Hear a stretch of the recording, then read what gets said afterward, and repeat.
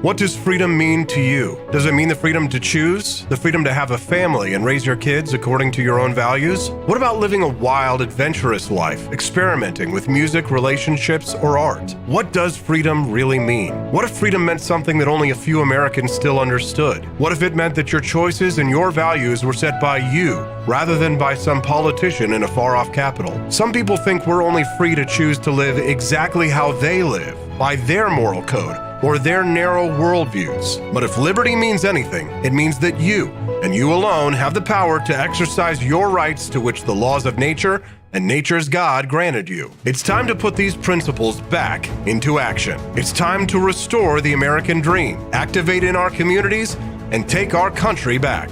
It's time to wake up, America.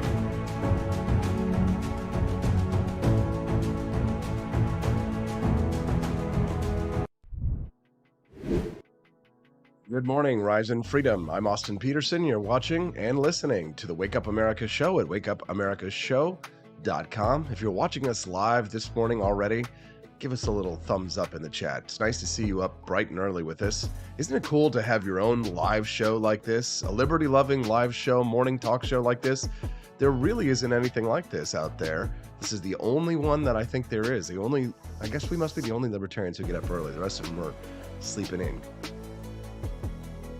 Just kidding. All right, do whatever you like. Twittergate 12, the Twitter files. Top of the show this morning, we're going to talk about the latest Twitter drop. It's the 12th in document releases since Elon Musk took over the company.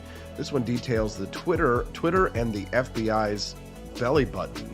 Attached at the belly button. We'll talk about that at the top of the show in just a few minutes. Another Indian faker. Yes, another leftist who is just craving to be able to compete in the victimhood Olympics is outed as a faker. Yes, they're not an Indian. They're just another leftist weirdo. What is it with the left trying to fake Native American heritage? I don't know. We'll talk about some crazy California laws that are going into effect as well coming up next. At 7:35 this morning, an actual study has been done. Real scientific research has been put to talk about figure out why we think that the bad boy or the villain has a heart of gold, secretly has a heart of gold. Have you ever had like a girlfriend or, a girl who was a friend and she was just obsessed with bad boys because she always just thought, I can fix him. He's actually got a heart of gold. We'll talk about that. There's actually some scientific research out now about why people believe that. We'll talk about it at 7:35. Roger Stone's best and worst dress list of 2022. I've been meaning to talk about that for the last couple of days, but some other news has come before it. I've got some photographs for you. I thought that it was actually kind of interesting to talk about who Roger Stone thinks is the best and worst dressed in politics. How do you think I made on the list? Boring gray sweaters. You think that would make the list? Guess not. Probably not. At 8 o'clock this morning, Judge Andrew Napolitano joins us. Of course, it's Wednesday. We're going to talk a little bit about the Kevin McCarthy failing to be able to rally support for Speaker of the House. Judge Napolitano is going to weigh in on that, as well as his weekly column. And of course, I always like to just keep the judge and, pester him with philosophical questions.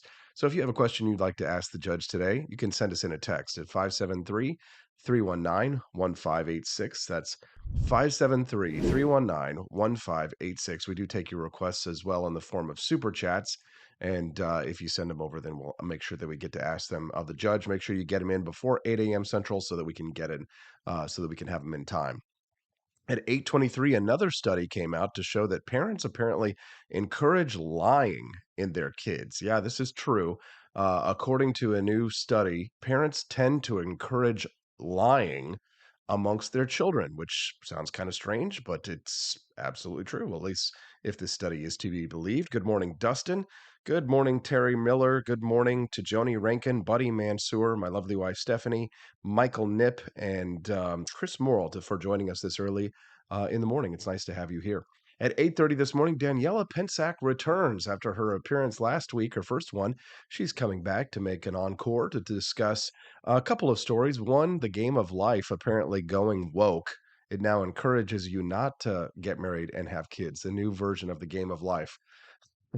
Which I think is kind of odd. And then, of course, she's got a hilarious story that she said from the New York Times. This was an essay from the New York Times that says that you should mate with short people to save the planet. I kid you not. This is a New York Times article that came out that is encouraging people in order to save the planet. The New York Times is suggesting that being short is better for the future. Author Mara Ullman penned the essay, remarking that not only do short people tend to live longer, but they're also crucial in conserving food and resources on our dying planet. It just can't get any weirder, can they? And I thought this was going to be a slow news week. Well, it has been kind of a slow news week, but we find the news that we can use so we can get through it. Dustin, good morning. Good morning. Matt Unruh and Andy Opperman.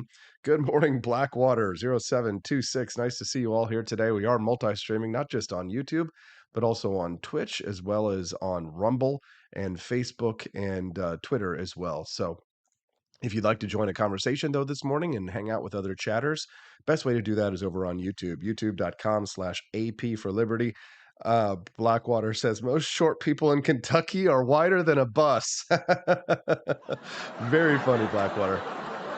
Glad to have you here joining us this morning. All right, let's hit the big story at the top of the news. Twittergate. Journalist Matt Taibbi released the 12th installment of the Twitter files yesterday, and it documented even more the relationship between government agencies and the social media platform. The latest batch of files came roughly an hour after Taibbi had released the 11th installment of these files, which detailed what led up to the intelligence community cozying up with Twitter. Some of the stuff is in the weeds, but I'll try and decode it as much as I can for you. By 2020, Twitter apparently was struggling with the problem of public and private agencies bypassing them and going straight to the media with lists of what they considered suspect accounts. So sus. uh, in uh, in February 2020, as COVID broke out, this is what this institution is called, the Global Engagement Center. We're going to call it GEC for short. Coming up, this is a fledgling analytic intelligence arm of the State Department, the GEC. They went to the media with a report that was called "Russian Disinformation Apparatus Taking Advantage of Coronavirus Concerns." Okay, interesting. What does that mean? So the GEC apparently was flagging accounts on Twitter as, quote, Russian personas and proxies. But here's the thing. This was the criteria for how the State Department's intelligence branch would flag these accounts as Russian disinformation. So if you were tweeting something like, if you describe the coronavirus as an engineered bioweapon, okay, if you blamed research conducted at the Wuhan Institute, and if you attributed the appearance of the virus to the CIA, the state also flagged accounts that retweeted news that Twitter banned the popular U.S. Zero Hedge, claiming that the episode led to another flurry of disinformation narratives. Zero Hedge had been doing reports speculating that the virus had a lab origin. Now, what's funny is when I first started reporting on this story as well, in my time at KWOS in Jefferson City on the radio, I was reading a lot of these conspiracy theories about the lab. They were conspiracy theories until they were proven to be a conspiracy, right? That's what it was at the time. I was reading some of these stories, and I also thought that the virus was more likely to have emerged from a laboratory than from the stories of a Wuhan wet market. One, because you can't trust the communist Chinese, right? They're not going to come out and tell you that it's because of their dirty, wet markets where these viruses originate. Although that is, somewhat of a realistic story. But the problem is that in this situation where we're talking about a coronavirus, which is what we knew at the time, it was a coronavirus in the early days of 2020. The fact that there was a coronavirus research lab right next door to the Wuhan wet market was just too much of a coincidence to not point fingers at, or at least ask questions, right?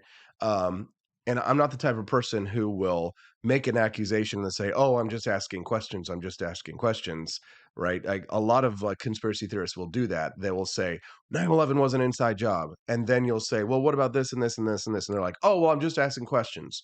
No, you're not asking questions. You're making a definitive statement, and there's a difference, right? And I believe in the early days, if you go back and you look at my and listen to my archive recordings, I was asking questions about this lab because I thought it was way too coincidental for there to be a coronavirus research lab right next door to where the coronavirus, a coronavirus lab of Wuhan, right? And I remember getting some hell from some people who are watching this live stream right now. I think were kind of like, nah, Austin, nah, right? And because I'm not really much of, I'm not. I mean, I'm into conspiracy theories just from an analytical perspective, but I'm not what you might consider a conspiracy theorist. As a matter of fact, I'm going to be going on like the conspiracy theorist of conspiracy theorist networks, InfoWars, at the end of this week, 4 days from now, to actually debate against conspiracy theories regarding the John F. Kennedy assassination. And I got to tell you, this whole last week that I've been doing all my research on the JFK assassination, it makes a lot of sense why people think that the assassination was a conspiracy because there was so much shady stuff that went on, and the Warren Commission was so botched and terrible, and the government botched the investigation. The Warren Committee was such a botched job, and there were so many people that were surrounding Oswald that had shady origins. I absolutely understand why people believe that it was a conspiracy until you do sit down and you do the homework and you do the research. Now, regarding the CIA connection to this, the attributing the appearance of the virus to the CIA, that I've never seen any evidence of. Uh, but I can't, considering how shady our government has been in the past and certainly still is, I'm not going to say, I'm not going to completely write that off, right? I'll listen to anything, right? But you have to always, for me, I have to see some evidence for it. Now, when it comes to the coronavirus as an engineered bioweapon, we now know that it was engineered using what's now known as gain of function research. Whether or not it was engineered as a bioweapon, we don't know the answer to that just yet. Was it weaponized? I think my guess is, and this is just my guess is that probably what occurred is that the communist Chinese were doing this gain of function research that they were paid in part by Anthony Fauci and the NIH to do, and that it probably leaked accidentally. If it leaked on purpose, then it's a bioweapon, an engineered bioweapon, as they say it is. And I'm not writing that off, by the way. I'm not saying that that's not true because it could be true. But my best guess is that it probably got out and that what happened was that the Communist Chinese Party sat down for the CCP. They probably sat down for a couple of weeks when they realized that this had gotten out and said to themselves, what do we do? They came up with a plan and war gamed this and said to themselves, well, I think it's probably going to hurt our enemies a lot more than it's going to hurt us. And they realize that by just letting it spread to the rest of the world, rather than trying to contain it within China and to do everything they could to try and warn the world, that they tried to cover it up and that they screwed up. And like a lot of governments do, just in similar ways that I'll detail the Kennedy assassination. A lot of the cover ups has to do with how the government screwed up in protecting John Kennedy. But in regards to the question of the coronavirus as an engineered bioweapon, we don't know if it was engineered deliberately we don't know if it was released deliberately. We know it was engineered deliberately, but we don't know for sure whether it was released deliberately. We may never know the answer to that question. And I'm not saying that that's not the case because it absolutely could be the case that the Communist Chinese Party engineered this and then released it deliberately. And if so, that's a bigger problem because we're talking about a sincere act of war here. And it's something that, to me, requires accountability that I don't know if our government is in a position to actually offer. I wonder what you think about it. 573-319-1586. That's 573-319-1586. Anthony Jones is asking the question 4% of JFK documents, thousands, are still not released. Why is that? Well, I'll tell you honestly, nobody knows the answer to that. But if I had to guess, it's probably because the CIA does not want its information gathering techniques to be revealed to the public. Um, there are usually very boring answers for things like that, not exciting answers, because the CIA probably uses a lot of the types of data collection that it used then. It still uses them today. Things like how they use informants or how they make contact with people or how they gather information. They probably don't want that information out to the public just yet because they don't want foreign intelligence agencies knowing how they're collecting intelligence on foreign governments. So, boring answer, but probably the most likely one. I need to come up with a law that's like has my name, Peterson's law. The most boring explanation is usually the most likely explanation. Anyways, but that isn't any fun, is it? The most exciting and crazy and insane explanation is almost always the actual explanation. We'll call that the Elon Musk one. The Elon Musk one. No, we'll name it after Anthony Jones. We'll call it the Jones rule. All right, all right, all right. Where are we at? Oh man, I've already blown through my first commercial break. I gotta head to commercial break, and then we'll be back. We're gonna keep discussing Twittergate. Excuse me. We'll be back with more of this. I'm gonna go warm up my. No, I gotta go a couple long. I'll be back with more on the Wake Up America show at wakeupAmericaShow.com.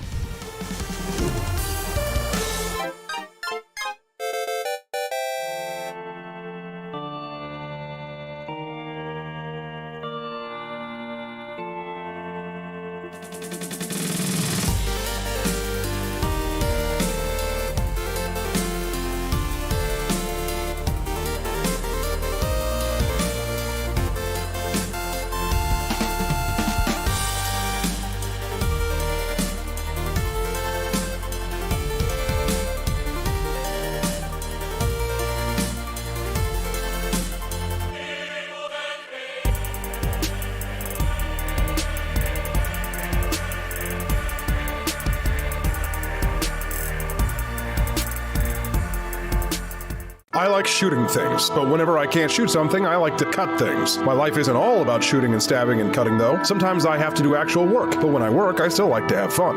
And there's nothing less fun than trying to cut with a crappy knife. Thankfully, from the ancient sect of Christian knights, who also loved cutting and stabbing, comes a new implement that has received my personal blessing, the Templar knife. Like the ancient sword of Excalibur, you don't choose a Templar knife, it chooses you. You just decide what kind you want on the website first, however, and then order it online, and then it chooses you. The Templar knife comes in a variety of shapes. As a man of culture and taste, I have decided I will never use a terrible knife again. And thanks to the inspiration provided by this excellent product, I have decided to launch a new crusade against anyone using less than superior knives. Join me, brothers and sisters, by visiting uppercuttactical.com/pages/Templar-knives. That's a lot of slashes. For that, you'll need a Templar knife. For 10% off, use code AP for Liberty and join me in a quest for glory, for liberty, for Christendom, for the Templar knife. Get yours today. Fire.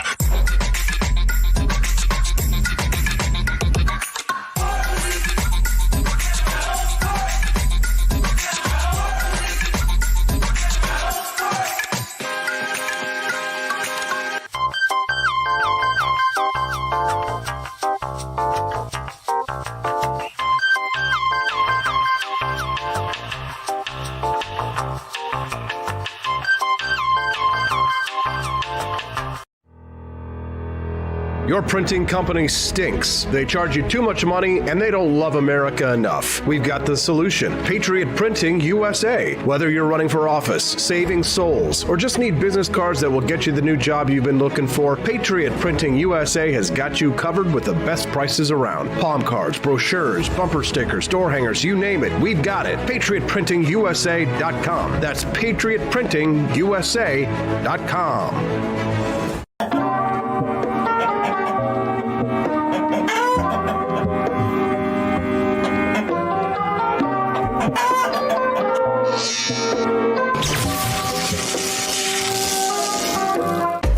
Want an engaging website to boost your business? You're just a click away from 5-star Fiverr talent. Hundreds of freelancer skills like web design. Head to Fiverr.com today and get something started.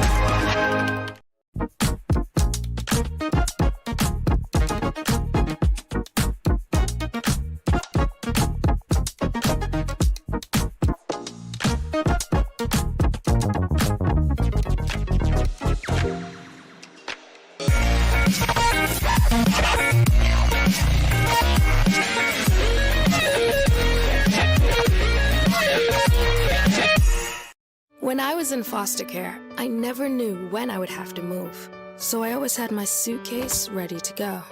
Then one day, I was adopted. My new parents opened their hearts and home to me.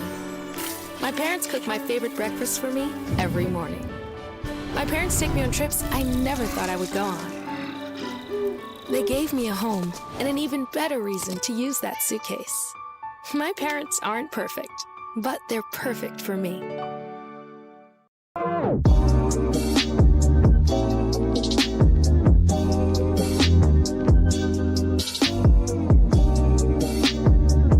I would remind you that extremism in the defense of liberty is no vice.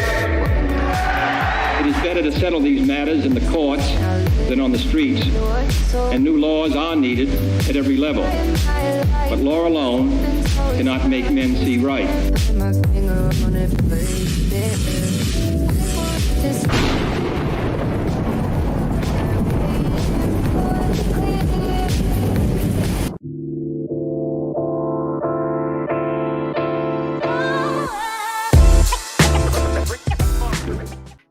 Morning, Rise and Freedom. I'm Austin Peterson. You're watching and listening to the Wake Up America show at wakeupAmericaShow.com. Good morning to Virgil Edwards, Hi-Fi Cat 101, Tolly Owens, and all of our friends who've joined us on the live stream this morning. Glad to have you here.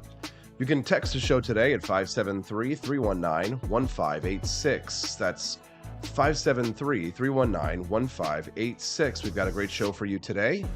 Coming up still, why we think the bad boy has a heart of gold. There's some new study that came out that shows about new research that shows that there's a reason why we believe that the bad guy is actually a good one down deep. Somebody actually did research on this one, and we'll talk about that in just a few minutes.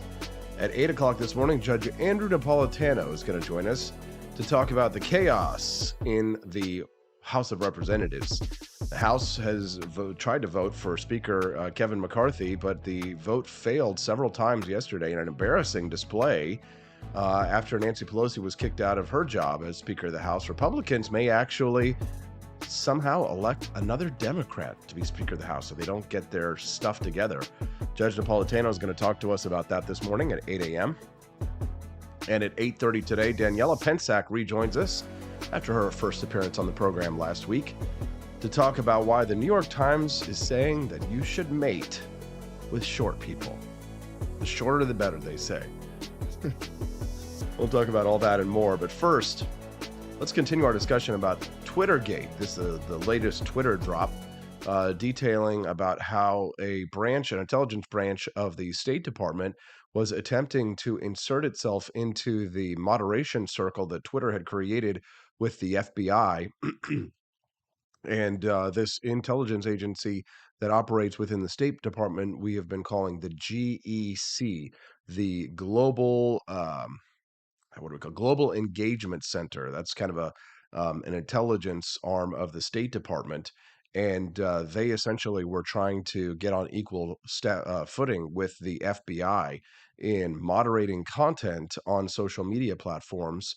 And the GEC essentially was trying to point out that there were Chinese intelligence agencies that were operating on the platform, and the FBI was seeking to discredit that, as well as Twitter.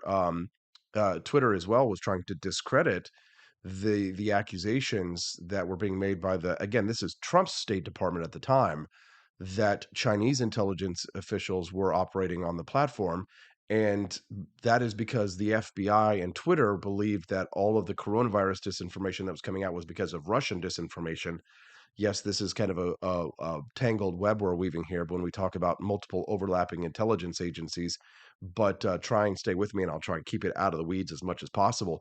Twitter had disagreed with the Trump administration that communist China was sowing disinformation about the pandemic on the platform, which is just wild to me to think that a Chinese virus that was circulating around the world at the time, which was so obviously a Chinese virus, that to think that communist China wouldn't be on Twitter sowing disinformation. I'm not saying that the Russians weren't doing the same thing. I think they probably were.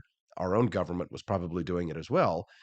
But the fact that Twitter could be so naive or willfully malicious that they wouldn't think that Chinese Communist Party of Russia would be engaging in disinformation on the platform, because Twitter, the GEC, which operates in the State Department, which operated under Donald Trump, was trying to tell Twitter that the Chinese communist agents were operating on the platform, but Twitter didn't want to hear anything about it. When the FBI informed Twitter the GEC wanted to be included in that, what they had this weekly, what they called an industry call, the Twitter leaders were like, "Nah, we don't want anything to do with that intelligence group under the State Department." Guess why? Well, because they thought that the State Department was too Trumpy at the time, and they thought that the FBI was less Trumpy.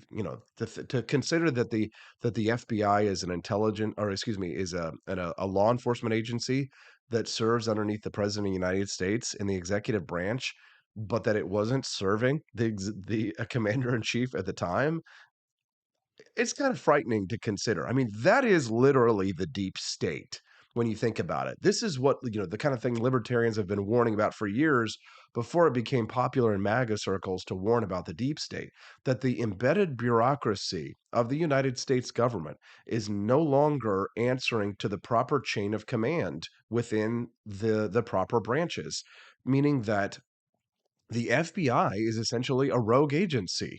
And not only is it a rogue agency, but I believe that it serves the purposes of one political party. Here's my conspiracy theory. The FBI has largely been captured by Democrat interests and serves the interests of the Democratic Party and the Democratic National Committee. And I believe that because the reasons ideologically it's been captured is because they see, and maybe even rightfully so if you consider it, that the Republican Party is not as a party that is as friendly to government as the Democrats are. The FBI sees the Democratic Party as their friends, knows that they will work to continue to maintain the deep state, and that the Republican Party is a fickle friend. Not to say that there aren't a lot of Republicans who maintain and support for the FBI. There certainly are, especially the higher up that you go in government, you'll see more and more that federal officials, senators, congressmen, what have you, that Republicans will be fans of and supportive of these institutions.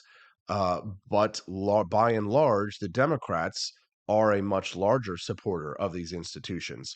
So the perception was that, unlike the DHS and FBI, which were apolitical, as Twitter thought, they believed that the DHS and the FBI was apolitical. The GEC, which was again under Trump's State Department, was political, right? Which in Twitterese was partisan, they thought. Matt Taibbi writes in this latest drop, I think they thought that the FBI was less Trumpy, is how one former DOD official put it. You can text the show today at 573-319-1586. Dustin is saying, so is this a continue of drop 6 or so? Yeah, it is a continue from drop 11. Andy Opperman over in the chat says, when you consider everything about the coronavirus, never forget to look through the lens of hatred for Trump. If not for the fear and misery spread by corona, Trump wins 2020, hands down. Yeah, I think I agree. After spending years rolling over for Democratic Party requests for action on Russia-linked accounts, Twitter was suddenly paying tough. This is Matt Taibbi writing this and saying this, right? That he's essentially saying that that Twitter was, spent years rolling over for Democratic Party requests. So whenever the Democrats were telling Twitter to moderate accounts like our buddy Squiggly Line guy, Twitter was like, yep, sir. I would do the Heil Hitler salute, but I know that would be used against me one day. Twitter was all of a sudden, now that the State Department's intelligence agents were asking Twitter to moderate accounts that were acting on behalf of communist China, all of a sudden Twitter's like, we don't think communist China is doing that. You're too Trumpy. We need to get you out of here. No, we don't trust you. Because as Roth put it, Yoel Roth was the content moderator at Twitter. As Roth put it, it would pose major risks to bring the GEC in, especially as the election heats up. When senior lawyers tried to argue against the GEC's inclusion to the FBI, the words resonated with Elvis, not Laura, meaning with Agent Elvis Chan, not Foreign Influence Task Force Unit Chief Laura Demlow. So eventually, the FBI argued, first to Facebook, for a compromise solution. Other U.S. government agencies could participate in what they had these weekly phone calls, the industry calls, but the FBI and the DHS would act as sole conduits, meaning that other branches of the U.S. government could participate with letting Twitter know about foreign intelligence agents operating on Twitter, but that they would have to go through the FBI and the DHS first, right? So the FBI would essentially be the belly button of the US government, right? Meaning that it would get information from Twitter and distribute it to other agencies as it saw fit. And numerous agencies flooded Twitter with requests to take action on these accounts. They also received an unprecedented amount of various requests from officials asking for individuals that they just didn't like to be banned. Matt Taibbi wrote that the Office for Democrat and House Intel Committee Adam Schiff asked Twitter to ban a journalist, Paul Sperry. That is unconstitutional, and that should be prosecuted. Even Twitter at the time declined to honor Schiff's request. Sperry was later suspended, however. So it did happen, and an actual government official asked for a private citizen to be banned from social media. That is a clear and direct violation of the First Amendment. All right, I know we're still somewhat in a vacation week for a lot of you. You're like, Austin, this is too big. All right, we'll have some fun when we get back. We'll talk about something else. I know this is big stuff. Somebody just texted in and said, Russiagate broke their minds. If not for the Hillary hoax, we wouldn't be shipping billions to Ukraine. If any other country invaded Ukraine, the left wouldn't care. They equate Russia with Trump now. Dude, you are so totally correct, Chris. And good morning. Thanks for texting us. You can text us too at 573-319-1586. And we'll be back with more on the Wake Up America Show at wakeupAmericaShow.com. Want an engaging website to boost your business? You're just a click away from 5-star Fiverr talent. Hundreds of freelancer skills like web design. Head to Fiverr.com today and get something started. American conservatism is distinct, like America is distinct from the United Kingdom. American conservatism's roots comes out of the Wild West, out of pioneerism. The difference between American conservatives and European conservatives is that Americans are cowboys. We are that God, guns, gold, and girls. It's wild here. And we should stay that way. We shouldn't allow a European version of conservatism to come and infect us here. We like it wide open spaces here, deep in the heart of Texas and all that.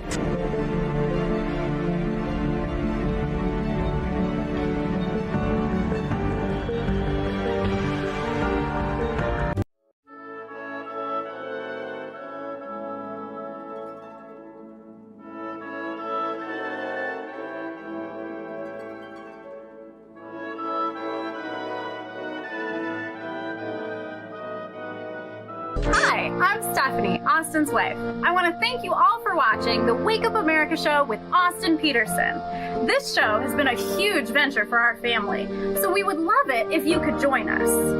I believe in liberty, and I believe in Austin's ability to spread the ideas of liberty. Do you? I want to ask you today to join Peterson's Patriots with a pledge of $17.76 a month. Help us to stay cancel-proof so we can spread the message of limited government across the country. I joined Peterson's Patriots myself, just in a little different way.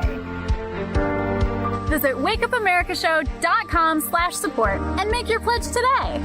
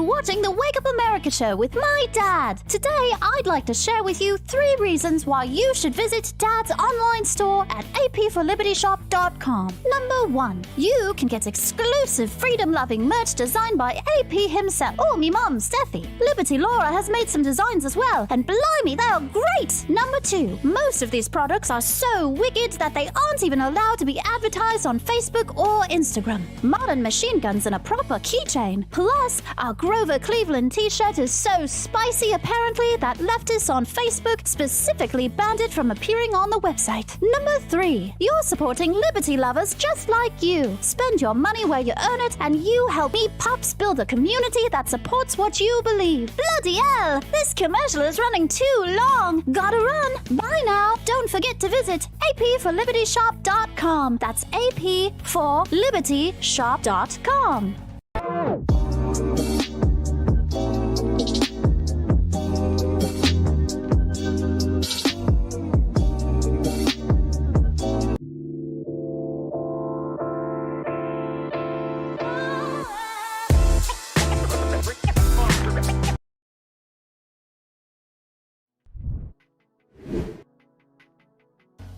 Good morning, Rise and Freedom. I'm Austin Peterson. You're watching and listening to the Wake Up America show at wakeupAmericaShow.com. Thankful to have you here today, all of our friends of the program. John Rails joining us today. Dustin's here with us. In studio is just me.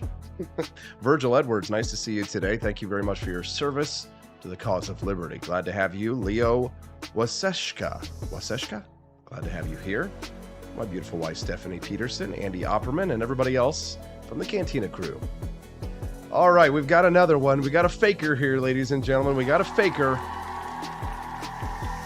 The co-owner of a queer indigenous artists collective. Say that 5 times fast. Queer Indigenous Artists Collective, Queer Indigenous Artists Collective, Queer Indigenous Artists Collective, Queer Indigenous Artists Collective. In Wisconsin is facing accusations of being white after claiming to hold Native American heritage. You have Kay LeClaire, that should have been your first indication, who identifies as non-binary, allegedly is the key word here, faked their indigenous heritage and used the front to make money. Oh no, a leftist would never do that. LeClaire was accused in an online forum of actually being white after claiming since 2017 that they were of Métis, Oneida, Anishinaabe, Haudenosaunee, Cuban, and Jewish heritage. It was reported on Tuesday. I gotta say, I was explaining this rule to Stephanie the other day. Like, the more excuses somebody has for something that they don't want to do, the more likely it is that the excuses are just fake, right? And so I think we need to apply this rule to whenever somebody says they're of a certain type of heritage. The more sort of like oppressed groups that somebody says that they're a part of as part of their heritage, we ought to say we probably need to be a little bit more skeptical. Like, the more skeptical you should be of their background. Hold on, so let's go through this list again. Métis, M-E-T-I-S, Métis or Métis. I don't know. I'm not Native American. How's that? Actually, I am. I was born here. Damn it. Oneida. Is that like the butter? Anishinaabe, Haudenosaunee, Cuban, and Jewish heritage. Oy vey. LeClaire, who is also a founding member of the collective and emerging leader in the Madison Indigenous Arts community, earned artist stipends. So she was actually taking away money from actual Native Americans, as they are wont to do. She had a paid residency at the University of Wisconsin. She had paid speaking gigs and art exhibitions with the help of their Native American claim. You know, I gotta say, I feel like if you're a white person and if you get speaking gigs and paid stipends and stuff like that, and you're a white guy in this country, you had to earn that stuff. You know, you had to actually earn that kind of stuff. How dare you? I know, Greta Thunberg, you're a white person too, but you didn't earn it. It's possible to not earn it. Anyways, so let's take a look. Let's head on over to the scene there. What do you think? Let's take a look at Leclerc, Miss Leclerc's heritage there. Can you see it up on the screen right now? If you're listening to the podcast later, sorry about that. You need to watch the show live. What do you think there? Is Miss Leclerc, is that Native American too? Can you see right here? Like, can you see, like, maybe it's the high cheekbones here. That's what she thought. Then she's like, somebody told her when she was a little girl that she had high cheekbones, and she's like, well, I must be Native American. If you're Native American and Jewish, that's sus. A little bit sus. I mean, Claire, actually. Hello, Miss Leclerc. Anyways, let's continue on. So Leclerc didn't answer questions whenever she had questions posed to her, right? But here, take a look. Here's another picture. Oh, look at her. Look, she's been removed from the collective artist groups. I tell you what, anybody can look Native American if you dress up like this. See right there. How, white man. Me, big chief Jew. We need to follow. I bet you Mel Brooks had a few good Native American Jew jokes here. Anyways, moving forward, my efforts will be towards reducing harm, she says, by following the directions provided by Native American communities. So what do you think? I mean, now here's the funny thing. If you look at this, I'm gonna try and zoom it a little bit for you guys so that you can see a little bit. You can kind of tell. No, it's not gonna. Yeah, it's not gonna get bigger. Okay, it's just gonna make the text bigger. It's not gonna make the picture any bigger. Let's see. Oh, there we go. Now look at this. There we go. See this makeup? So this is obviously because this is the whitest bitch I've ever seen. So look at her. Look at her here. This makeup is dark makeup. So she's actually doing she's not doing like minstrel face as we might say here, but this bitch is doing Native American face. Look at this. This is she's using makeup here to make her look darker. Right there. You can tell. Look at that. You know how you can tell? Look at this. She hasn't done a very good job of it. Because look over here. You can literally see the line over here on her face that she did of, yeah, she's whiter than me, says Dustin. Orange woman bad. Exactly. Andy Opperman says, we were always told my great grandfather was a full Native American. My dad did the ancestry. That turned out to be just a family myth. I know. Look, she's darkened her face there. I have to say, embarrassing, Miss Leclerc. Embarrassing. She went by the Native American name Nibiwaka. I'm not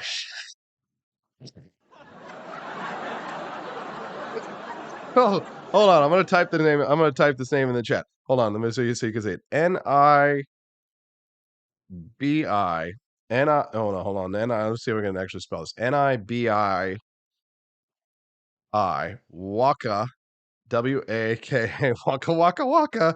Mig. Mig. Kwe. I didn't even spell it right over there on the chat. Nibiiwaka Migkwe. She actually went by the Native American name Waka Waka Waka. Nibiwaka Migkwe. Nibiwaka Migkwe. She was exposed after a hobbyist genealogist posted evidence of Leclerc's real genealogy on an online forum. And then they started doing some digging, and they used online records and resources to connect her lineage to German, Swedish, and French Canadian. How dare you? Yeah. There you go. Swedish. She looked Swedish as hell. God, that woman was so white. Nibi Waka Migkwe. Want big Native American money. Want big speakers fees. Want big indigenous super gay. Videos showing contouring noses are all over the place right now. I just can't imagine wearing all that on your face. She darkened herself. She did Native American face. Cast her out from the community, cancel her, and stop putting people on victimhood status. There you go. Moving forward, my efforts will be toward reducing harm to follow directions provided by Native American community members and community-specific proxies. How, white man? This is freaking hilarious. I gotta say, this is some funny stuff here. And when we get back, we're gonna do some more funny stuff. because I'm considering, you know what, I'm just calling this whole week as like a vacation week, because there's not a whole lot of news going on anyway. When we get back, you know what we're going to do? We're going to make fun of people's clothing. We're going to make fun of people's outfits. That's right. The best and worst dress list of Roger Stone. The Stone Zone, when we return on the Wake Up America show at wakeupAmericaShow.com. Were you exposed to hazardous materials while serving in the military and have an illness or condition as a result? If so, you may be eligible for VA benefits and services. Whether you need health care or want to file a disability compensation claim related to military exposures, VA is here to help. Visit va.gov/military-exposures to learn more and apply today.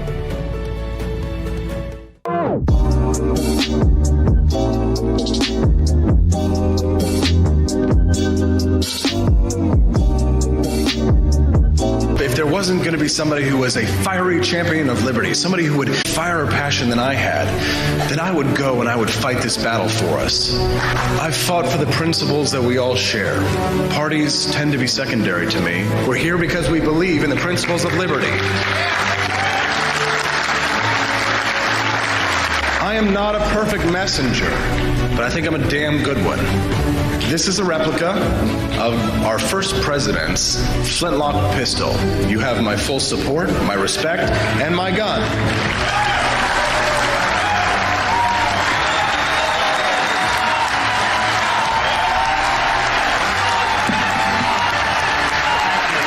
I think that the heart of my philosophy is much more libertarianism than well, that's the fashionable word these days, I guess. A conservative is no longer just that. He's a libertarian and always has been.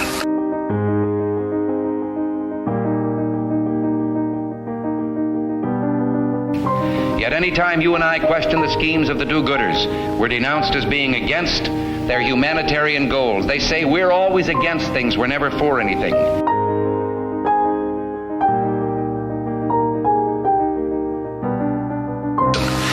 What is fascism? Fascism is private ownership, private enterprise, but total government control and regulation.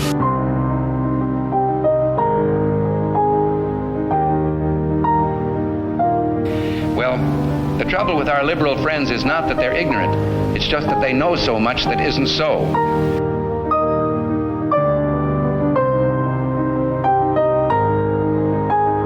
If we lose freedom here, there's no place to escape to. This is the last stand on earth.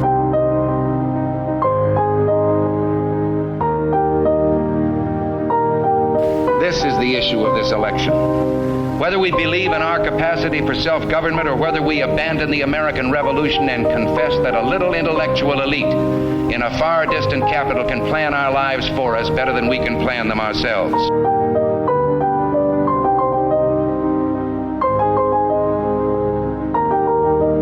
The conservative, so-called, is the one that says less government, get off my back, get out of my pocket, and let me have more control of my own destiny.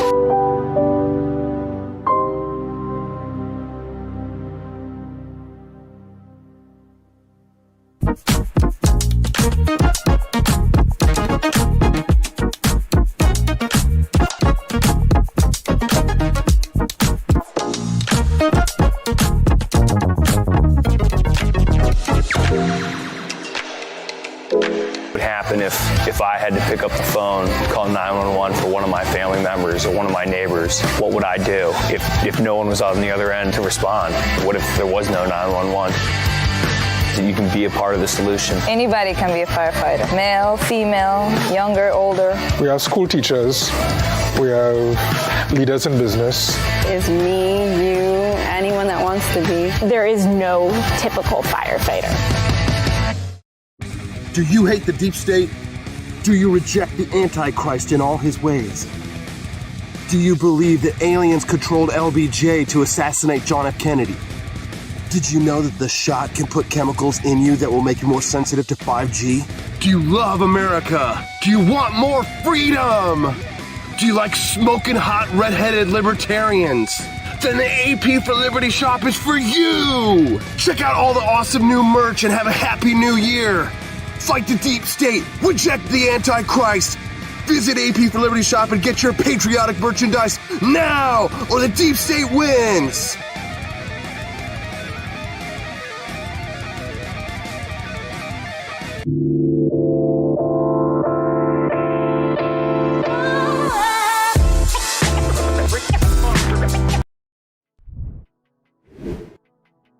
Morning, Rise and Freedom. I'm Austin Peterson. You're watching and listening to the Wake Up America Show at wakeupAmericaShow.com. Glad to have you here. Hey, just want to let you know, for fans of the Wake Up America Show, that we've got some new merch for you. My beautiful wife, Stephanie, made just for you.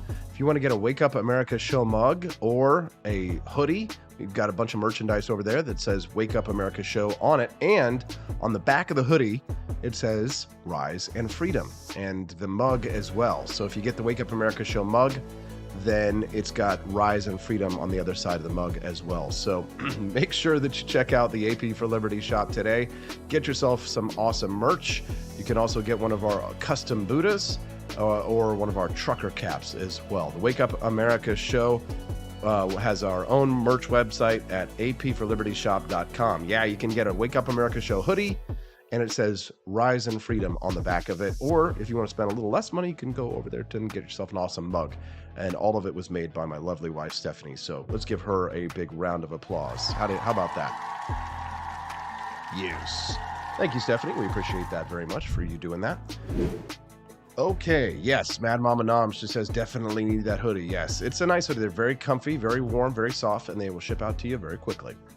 All right, what do we got on the news? Oh yeah, this is fun stuff. Let's head over to our friend Roger Stone's website. Best and worst dressed of 2022. We're a little late, being that it is January the 4th. But I thought, hey, why not? Let's talk about it. Check this out. My best dressed and worst dressed list. Roger Stone. Top of the list is Melania Trump, obviously. Absolutely. This first dress that you can see right here, I guess this is kind of like a throwback to Jackie Kennedy. And again, if you're listening on the podcast later, sorry, but you should watch the show live because it's way more fun. You get all the visual elements as well. But I understand if you're like Brett Dudenhofer, you don't want to get up this early in the morning because you're a college student. You spend all night. No, just playing the fiddle. Please stop it with the ads. Okay. I know, Roger, you want to make money. As Austin just got done doing an ad for his own shop. There we go. Yes, Terry Miller. We have hoodies. Check them out. All right. So Roger says that the best dress is obviously Melania Trump, which I think, these photographs definitely show that. The second photo looks like she's going like on an African safari or something like that. Third dress is kind of for me, but that fourth dress is like a little bit longer version of Princess Diana's revenge dress there. Very attractive. Makes her look good. Very beautiful. Big fan of that one. Then he says he might get crap for this, but next on the best dress list, he gave to Joe Biden. Wow. Boo, Roger. Boo, Roger.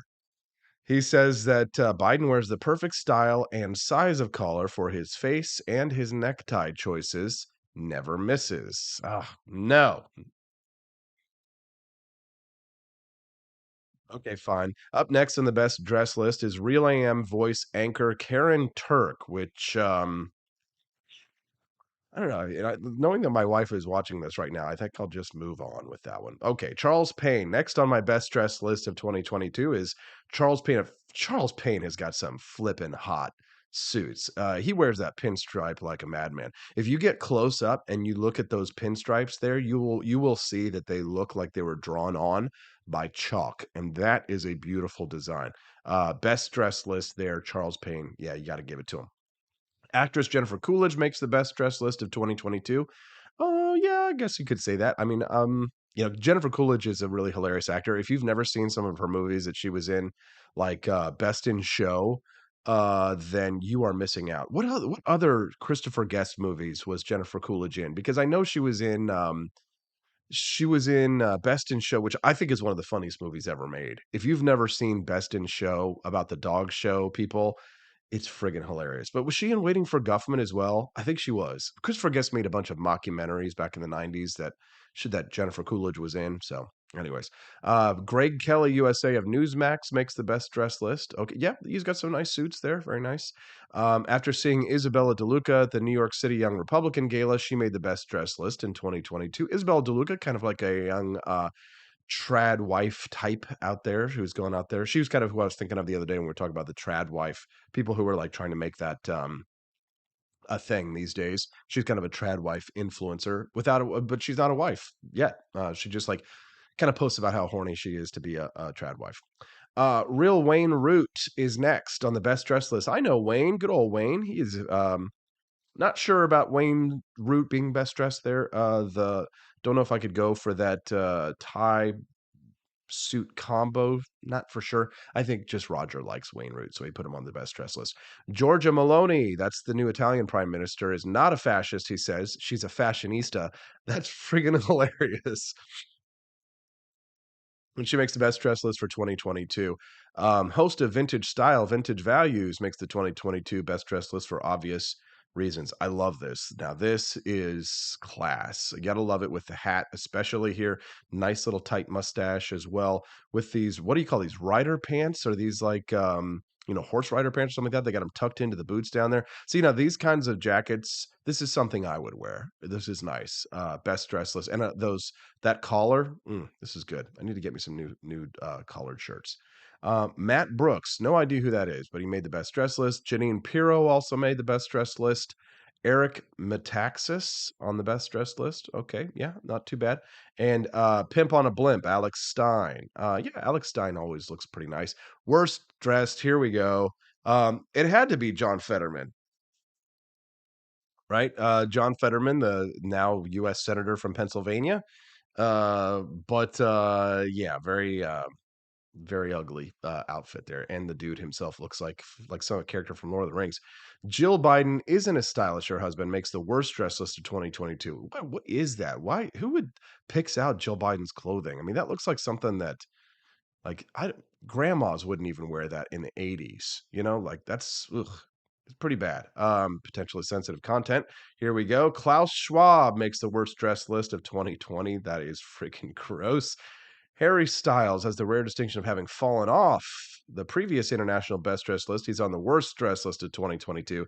Yeah, you got to say that's pretty nasty. Yo Tuel, lead singer of the music group Orishas, wore a Cuban flag cape to the Latin Grammys red carpet.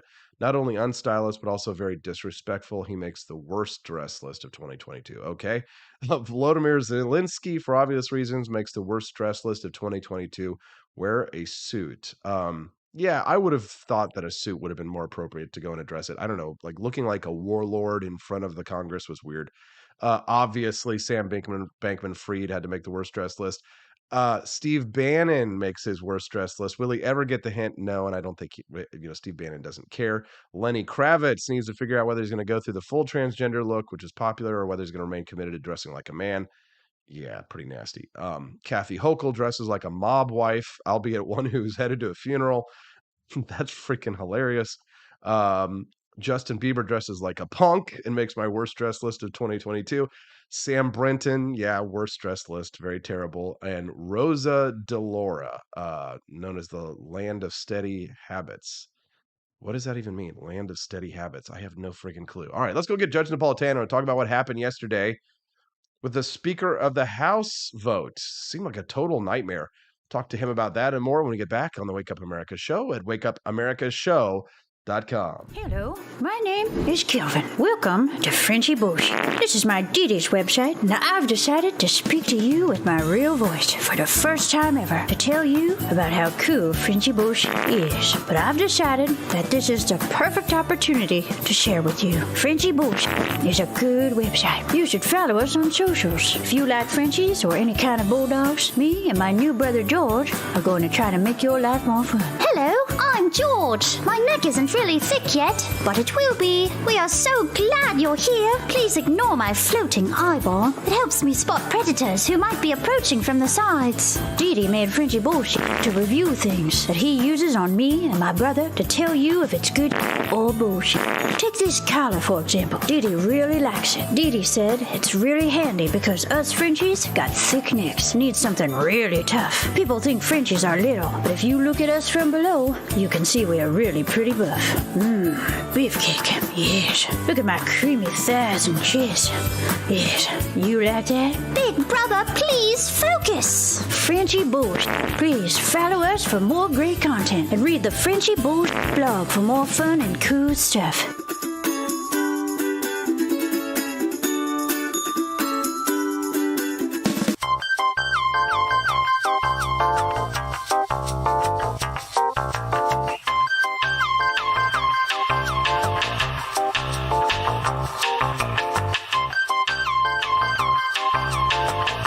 I'm a public defender. I am a public defender. I'm proud to be a public defender. 80% of Americans accused of a crime will get appointed a public defender. Everybody from a speeding ticket to capital murder. For every dollar we spend on public defenders, we spend $3 on prosecutors. Public defenders have to do pretty much everything on their own. Social workers, counselors. Investigating is another piece of it. The average public defender holds 300 cases annually. You never feel like there's enough time. Public defenders have health issues all the time. A lot of people give up and say, I can't do this work anymore. Gideon's Promise trains, mentors, and supports public defenders.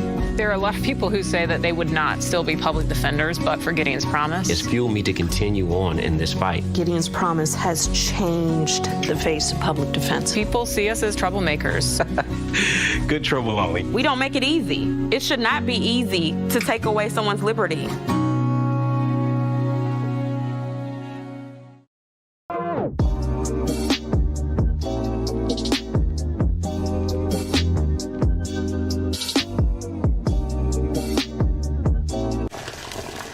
Ever hear the one about the frog? Put a frog in a pot of boiling water and it'll jump right out. Here's my resume again. But put a frog in a pot of cool water and slowly heat it up, and that frog will boil.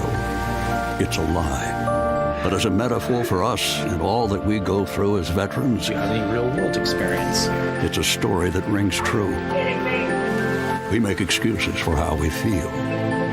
We push everything down. We tell ourselves the lie that it's easier to stay in that boiling water, to disconnect. And some days, maybe it is. But you've never been interested in easy. Make no mistake, reaching out is hard. Do it anyway. You're not alone. You've got this. You are not a frog. Find resources at va.gov/reach.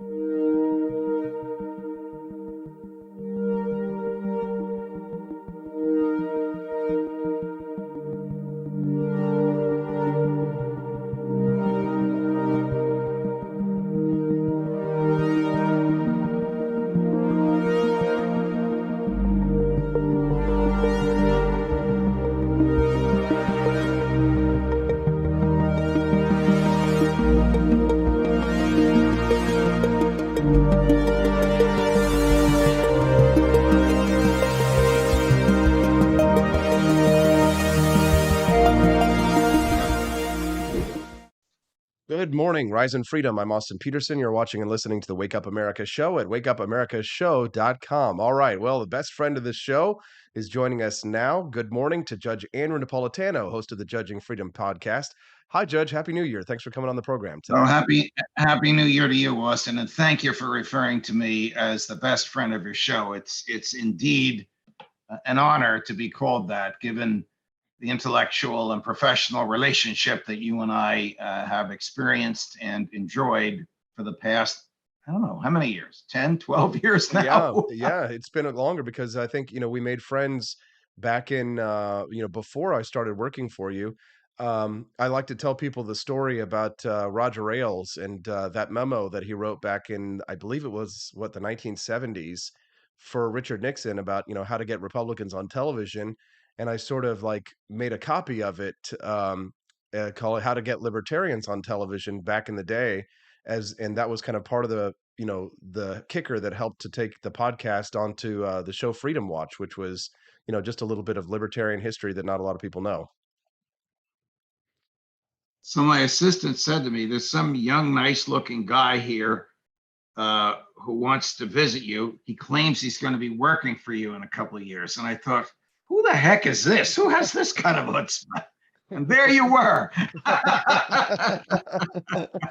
Well, Judge, I'm grateful that we've been able to continue our friendship and relationship over the last decade, and glad to have you as a weekly guest on the program, especially because we can get your insight on so many of the major news items of the day and philosophical questions that so many people have.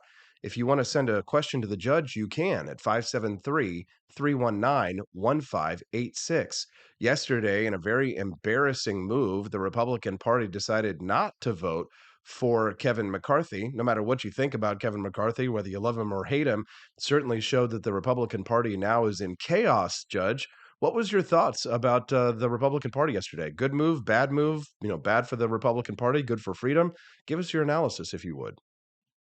Well, the impetus behind the 20 dissenters is limited government and maximum individual liberty and spending within your means. That was once, those three views and goals were at one point ideological bedrocks of the Republican Party, but they are no longer. Kevin McCarthy's Republican Party, and I say this as somebody who knows him, has interviewed him, has spent private time with him, was on a first name, warm, comfortable basis in many occasions when I was at Fox and he was there as a guest on my show and others. Kevin McCarthy is really Democrat light. Kevin has never opposed, and rather he has supported every big government piece of legislation to come down the pike. People say, well, Congress can't govern. Great that the Congress can't govern. It's fabulous if there's some mechanical means to prevent them from enacting more legislation. The mechanical means is they can't do anything until they have a Speaker of the House. We have 5,500 federal criminal laws. We have 74,000 pages of IRS regulations. They just passed a 4,100 page, $1.65 trillion omnibus spending bill with all kinds of little things in it, some of which I keep finding and writing about. This is no way to run the government. A young congressman from Texas named Chip Roy, a former federal prosecutor, gave a nominating speech for Jim Jordan yesterday. Now, Jim Jordan, sometimes can be off the wall, but the speech that Chip Roy gave could have been written by Austin Peterson with respect to the limited role of the federal government in our constitutional republic. It's a shame that only 20 other Republicans or 19 other Republicans agree with it. So I'm happy that the establishment is being frustrated. I don't know how this ends. McCarthy's going to have to step down, but it seems right now. They all say they're never going to step down, and then something happens and they do. Does this mean, Judge, that potentially a Democrat could take over as Speaker of the House? Well, if some of these dissident Republicans vote for Hakeem Jeffries, he would be the Speaker of the House. Now, that would really be an anomaly to have the Speaker from the minority party. One of the problems is a clause in the Constitution that says each House shall write its own rules. And the House, under Republicans, wrote a rule that allows the Speaker to decide who's on what committee and what legislation comes to the floor and how much debate there is on that legislation. So you could have 400 members of the House wanting an amendment to legislation giving money to Ukraine, sending an inspector general over there to see how the money's being spent. If the Speaker of the House doesn't want that to be voted on, it doesn't come to the floor. That's not the people's house. That's an autocratic power which Republicans gave to John Boehner. Nancy Pelosi kept it, and whoever the Republican Speaker is, unless he's one of these renegades, will probably keep it as well. The House of Representatives is not a deliberative body. It's just vote in lockstep the way the leadership of your party tells you. And with the exception of these 20 dissidents, and I don't always agree with them on a lot of things, many of them are election deniers, but on this, I support them. If you're just tuning into the Wake Up America show with Austin Peterson, I'm speaking to Judge Andrew Napolitano. We're talking a little bit about the vote for the Speaker of the House yesterday. Judge, for those who heard what you just said when you say election deniers right there, that's a bit of a trigger word. Can you describe what you mean there? Like, what do you consider to be an election denier? People who think that Donald Trump was truly elected in 2020 and Joe Biden is an illegitimate president. I think the former president, in order to solve his SALVE, solve his bruised ego, put that out there, and people have accepted it as a litmus test for some Republicans. In my opinion, it's absurd. There were 61 lawsuits filed on this. 60 were dismissed. The one that wasn't had to do with how close you can stand to somebody watching them count ballots when you have COVID and they don't. I mean, it was one that had nothing to do with the merits. But every single one of those pieces of litigation, most of which filed by Rudy Giuliani and co., were dismissed, many by judges that Donald Trump had appointed. There's zero evidence that the outcome of the election was fraudulent. But in order to manifest an endearing love of former President Trump, many Republicans have embraced this view. I don't know if they honestly believe it. I do know that my former colleague, Sean Hannity, who's been preaching it on air, when pressed under oath in a deposition in a lawsuit against Fox, said right before Christmas, I didn't believe it for a minute. But you can understand why they do this, Judge. The pressure on the right for Republicans to accept the stolen election narrative is immense. I mean, you can understand, though, that if you're running for office or something like that, I mean, the Trump forces within the Republican Party demand absolute and total fealty to him, and anything going outside the narrative to them is anathema. I mean, you basically become a heretic and are purged from the movement. I don't know. I think that Well, it's probably that's why the Democrats did so well 2 months ago in an election that they were supposed to be the victims of a Republican tidal wave, because the Republican nominees who hewed to that line do not have universal appeal, because that line is absurd. And it's nearly impossible to defend it from a rational point of view. I can understand defending it from an emotional point of view. Who in their right mind would want Joe Biden instead of Donald Trump? That's in the Republican Party. I understand that argument. But to deny reality is absurd. Ayn Rand once said, you can deny reality and you can escape reality, but you cannot escape the consequences of escaping reality, which is that the world will come tumbling down on you if you don't confront reality. That's what's happening. That's what's happening to the Republicans as we speak, Austin. If you're just tuning into the Wake Up America show with Austin Peterson, I'm speaking to Judge Andrew Napolitano. You can text the show at 573-319-1586. Judge, I try not to spring too many things on you at last moment. Just a question here for you very briefly. Did you happen to see Senator Ben Sass's article that he wrote in the Wall Street Journal about the difference between what he called civic pluralists and political zealots? Did you happen to get a chance to see that piece? I didn't see it, and I regret not seeing it, because I enjoy listening to him. he is or was, I'm not sure if he's still in the Senate or not, or if he's becoming the president of the University of Florida, the only senator with a PhD and one of the more serious thinkers. I don't always agree with him, but his thoughts are worth reading and listening to. He wrote So, a, but I didn't well, see this piece. Well, can I briefly just summarize it for you and get your thoughts on this? Because really feel as Sure. if like this, he has sort of, I think, narrowed in on where people like you and I are right now, is sort of caught in the middle of the zealots of both sides trying to have our voices heard and to preach the same message that you and I have been preaching for, well, me a decade, you decades. But here's how Ben Sass describes the divide between in modern politics. He calls civic pluralists people who understand that ideas move the world more than power does. Pluralists value debate and persuasion. He says political zealots reject this, holding that society starts and ends with power. Government, in the zealots' view, isn't to protect from the powerful or the popular. More than anything else, zealots on both the right and left seek total victory in the public square.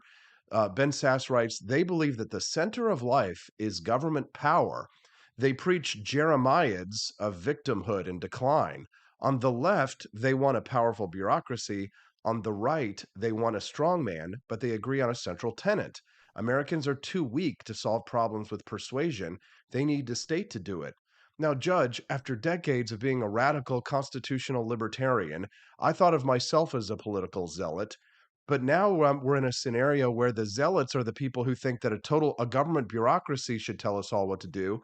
And then on the right, the political zealots who want a strong man to tell us all what to do. What kind of a weird situation do we find ourselves in with this modern political miasma? Well, if you read, and I know you have read, Hans Hermann Hoppe's Democracy, the God That Failed, and I encourage your viewers and listeners to read it. It's an academic book, but it's quite readable. He argues that the nature of democracy, one man, one vote, always leads to the redistribution of wealth. So instead of protecting our lives and liberties and property, the government protects us from racism, homophobia, climate change. It wants to protect us from everything except what we hired it to protect us from. And as Jefferson and Hamilton, who hated each other but once agreed on this, once said, when the treasury becomes a public trough and the public recognizes that, they're only going to send to the seat of government those who will bring home the biggest piece of the pie. That's where we are now. I mean, 95% of America, the government gets their money before they do by income tax withholding. The government decides how much of that money they can keep and how much of the money the government will keep. Madison gave us a government that needed our permission to do anything. Today, we have a government that we need its permission to do nearly everything. I'll quote Ayn Rand again. She referred to that as an inversion of what Madison gave us. And that's where we are. We don't need a strong man. We don't need a bureaucracy. We need a government that will leave us the hell alone. Protect our lives, protect our property, protect our liberty, and leave us alone. How's that for an opening salvo of 2023? Now, so there's a bit of a challenge here with the libertarian mind, Judge, in this modern context, such as it is. The sort of the preaching of decline, that the United States is a nation in decline. Now, this is because of my own personal view on things. Like, I just got married last year.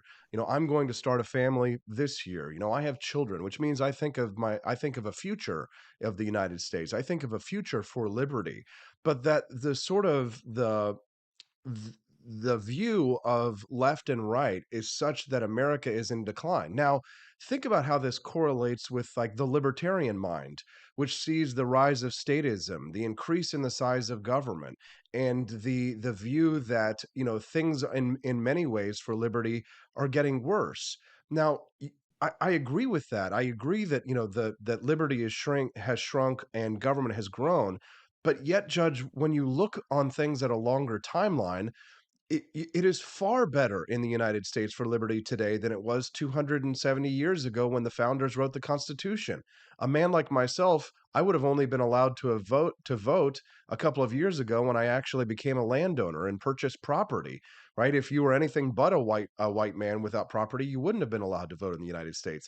The long march of history appears to be showing that things are actually improving for liberty, and yet what we hear from libertarians and from many on the right and left today in the modern parlance is that America is in decline, and yet things seem to be getting better. How do we sort of square this circle? I guess it depends on where you are and who you are. For white male landowners who have always been able to vote and participate in the government, things have gotten worse. If it hadn't been for some shenanigans at Ellis Island, I'd probably be a ditch digger in Naples, Italy today, rather than a legal scholar and a national commentator who went to Princeton.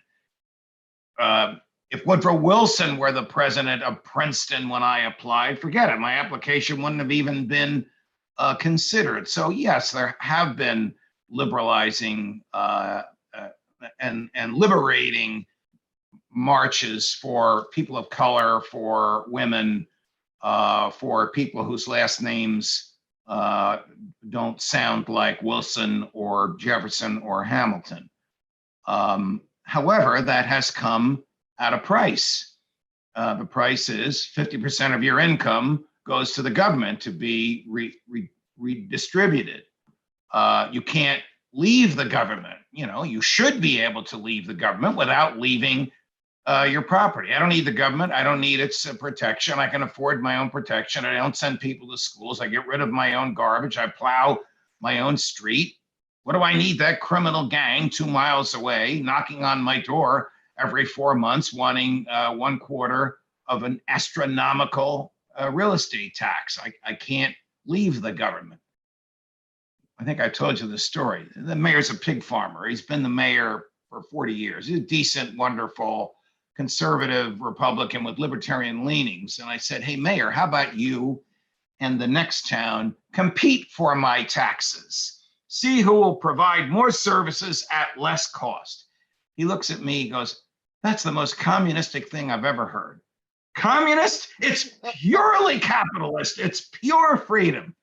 See what happens when you want to take away the government's money and power? They will call you the dirtiest word they can think of.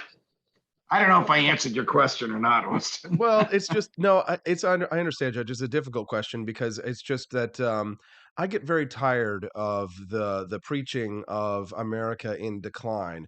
It's not to say that there aren't things that have gotten worse in our views. The passage of the income tax and the consolidation of power in the hands of the federal government at the expense of the states here in the United States. But that if we're looking at things on a long enough timeline, I don't think anybody with any intellectual honesty would want to live 200 years ago or would want to live 300 years ago. That, a lot of that can be, ascribed to modern medicine and modern technology, and certainly not to the government and the free market and the rise of modern conveniences that we all enjoy nowadays. But that in many ways we are freer than we were 150 years ago, even with the income taxes that we have to pay.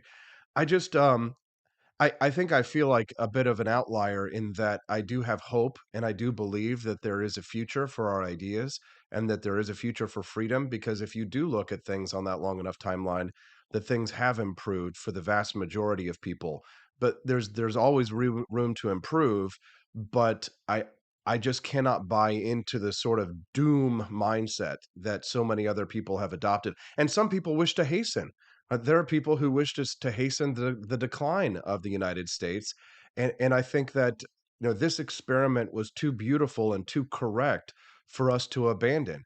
Because if we walk away from a judge, if people like yourself and myself abandon the fight, the price of not being involved is being ruled by our inferiors, is it not? Well, we finally found something we disagree on after all these years. I would do almost anything legal and moral to hasten the demise of the federal government so that we are smaller republics and you can vote with your feet. If you want more freedom and less government, go to New Hampshire. If you want more government and less freedom, go to New Jersey or California. But the more the federal government controls things, the less the distinction is between the states. I don't think this will happen in my lifetime, but maybe in the lifetime of your children. The federal government won't be able to pay its bills. Nobody will work for it. It'll collapse like an overripe apple, and the country will separate into a dozen or so smaller republics. Where you live, where Texas is, where Florida is, will be more liberty. The Northeast and the West Coast will be more government, but you'd have the ability to go where you want and live the way you want, which was originally Madison's dream. I mean, Madison, who wrote the Constitution, also wrote the Virginia resolutions, which, though it wasn't revealed that he wrote them until after he died, said that secession is legal and that states can leave by a simple vote of the legislature, and that counties can leave the states, and that towns can leave the counties, and that individuals can leave the town. That is a essential theory of democracy, the God that failed, which is the right to avoid, to leave the government. Try and do that today and see what happens. They'll chase you down for their tax dollars no matter where you go. It's amazing to me that leftists, even if you say to them, if California were to try to secede, would you suggest that we roll tank into Sacramento? And the answer that I get nearly universally from them is yes. Judge, we're running up against the clock here. I know you've got your own awesome show. Have you got any great interviews coming out sometime soon on the Judging Freedom podcast? Yes, I do. At 11 this morning Eastern, I have Congressman Andy Biggs, who started this revolution against Kevin McCarthy. And at 3 this afternoon Eastern, I have the inimitable, I wish he were the Secretary of Defense, Colonel Douglas McGregor, about why the Russians will win and every nickel we send over to Ukraine causes needless death and destruction. Both times Eastern, both live today.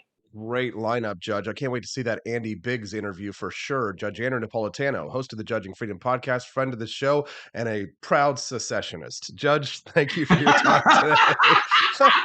See you next Wednesday, my man. All the best. Love you, bud. Thank you so much for your time. What did you think of Judge Andrew Napolitano? Send us a text at 573-319-1586. That's 573-319-1586. All right, let me go get Daniela Pensack, and we'll be back with more of the Wake Up America Show at wakeupAmericaShow.com. Want an engaging website to boost your business? You're just a click away from 5-star Fiverr talent. Hundreds of freelancer skills like web design. Head to Fiverr.com today and get something started. American conservatism is distinct, like America is distinct from the United Kingdom. American conservatism's roots comes out of the Wild West, out of pioneerism. The difference between American conservatives and European conservatives is that Americans are cowboys. We are that God, guns, gold, and girls. It's wild here, and we should stay that way. We shouldn't allow a European version of conservatism to come and infect us here. We like it wide open spaces here, deep in the heart of Texas and all that.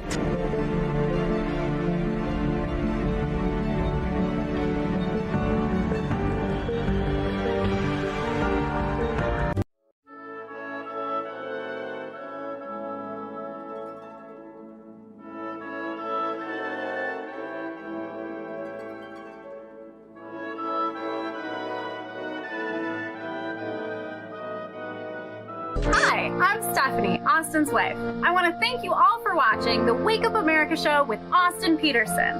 This show has been a huge venture for our family, so we would love it if you could join us. I believe in liberty, and I believe in Austin's ability to spread the ideas of liberty. Do you? I want to ask ask you today to join Peterson's Patriots with a pledge of $17.76 a month. Help us to stay cancel-proof so we can spread the message of limited government across the country. I joined Peterson's Patriots myself, just in a little different way. Visit wakeupamericashow.com/support and make your pledge today.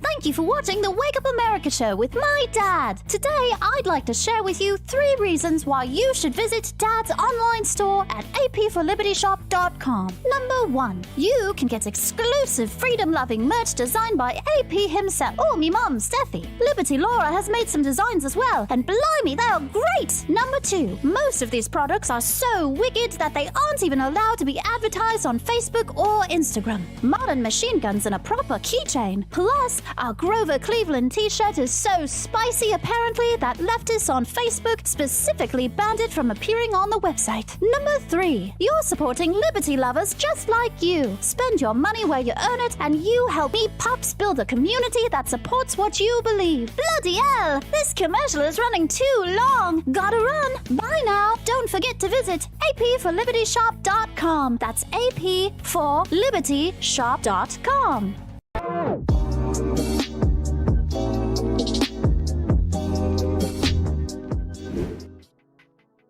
Good morning, Rise and Freedom. I'm Austin Peterson. You're watching and listening to the Wake Up America show at wakeupamericashow.com.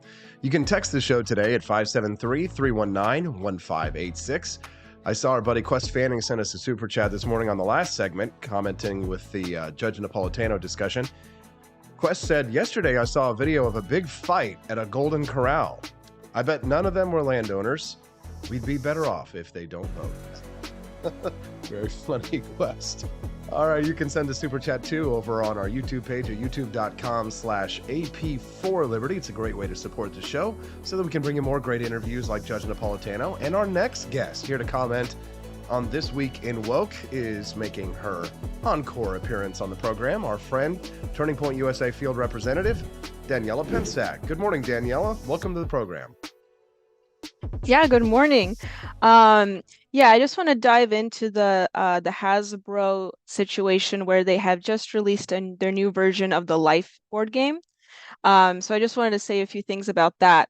What had happened, apparently Hasbro has released a new version of the Life game where they implemented a few changes. One of the larger changes is that instead of having the traditional blue and pink playable characters that we all know, they had introduced multiple colored pieces. So I don't know if they're going for a more like polyamorous situation with that. Maybe that's what they're going for.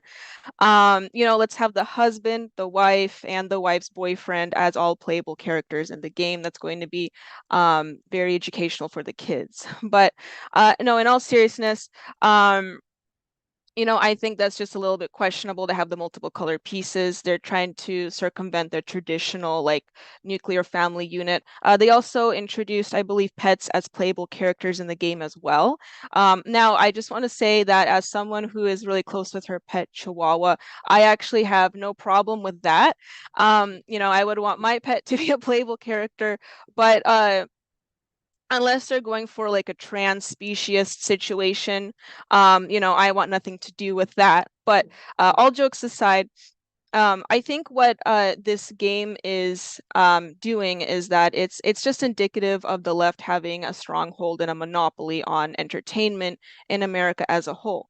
They're trying to insert progressive ideologies and you know progressive messages in all of our entertainment. This has been the greater part of a conversation for movies and television for years, and we also have seen this be part of the conversation for the last 10 years in video games, in which the left has been trying to implement these progressive messaging there as well. And I think board games are no exception to that.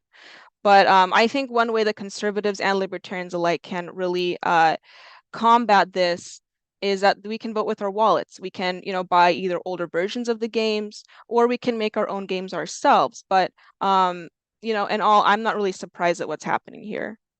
No kidding. If you're just tuning into the Wake Up America show with Austin Peterson, I'm speaking to Daniela Pensack. She is a field coordinator for Turning Point USA. We're talking about how the game of life, the board game of life, apparently has gone woke. One user who posted about this online complained that marriage cost money and took longer compared to the older game of life.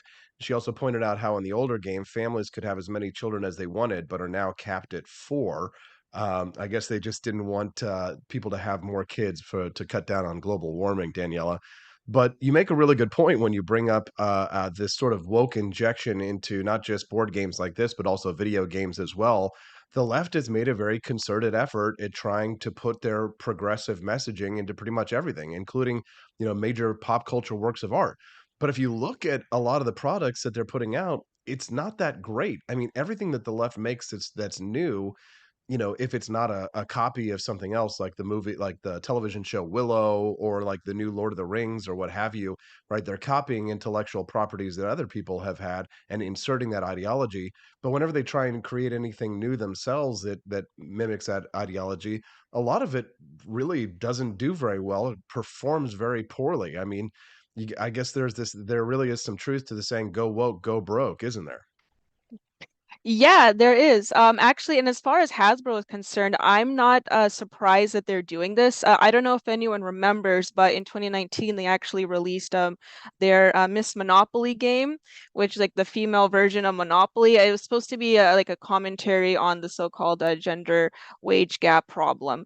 And as far as I know, that game has flopped as well. So I guess they're having another go at it, and they're trying to lose their fan base and their money once again, and making making this new life game. But yeah, no, it's as far as like movies are concerned, I know like the female version of Ghostbusters flopped as well in the box office. So like time and time again, we see these examples come up where the left is trying to, you know, change the narrative and push their progressive agenda, but it never works out. And I fail to see why they keep trying, because people for the most part can see through the facade and they don't want to consume that, you know. And this kind of reminds me of like every June we have, you know, the whole Pride Month thing going on, and from what I can see, that people on the left and the right both collectively groan every time that happens, because they just know this is just the way that, you know, companies are trying to make more money and they're trying to virtue signal. But we can, for the most part, I think Americans can see through that. And then as soon as the end of June is over, they rip those pride flags down as quickly as they possibly can. If you're Yeah, just if, exactly. if you're just tuning into the Wake Up America show with Austin Peterson, I'm speaking to Daniela Pensack. Daniela, I want to pivot a little bit to another story that you sent to me last night, which made me do a double take and laugh. As a tall man, 5'11", almost 6 feet tall, just barely missed that. I'm laughing at this piece you sent me from the New York Times that insists that being short is better for the future. What the hell is the New York Times talking about? Yeah, so an article was published saying that we should be mating with shorter people to save on resources for the environment. So I think it's safe to say that the writer of the article is short herself. So she probably is, trying to make herself a little feel a little better. But yeah, I think this is just an example of the militant left trying to tell us what we can or cannot do with our time, our bodies, and our resources. It's extremely disturbing. And I think this should be a red flag for all of us. This actually reminds me of that "you will eat the bugs" meme.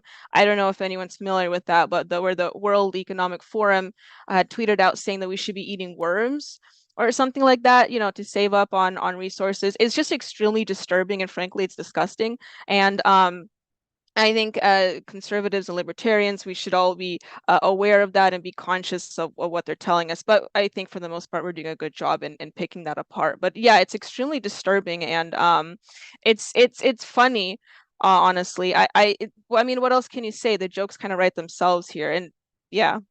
When you mate with shorter people, you're potentially saving the planet by shrinking the needs of subsequent generations.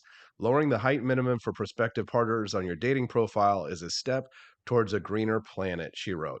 Now, here's the problem, Daniela, and maybe that this might be a little divide between us here.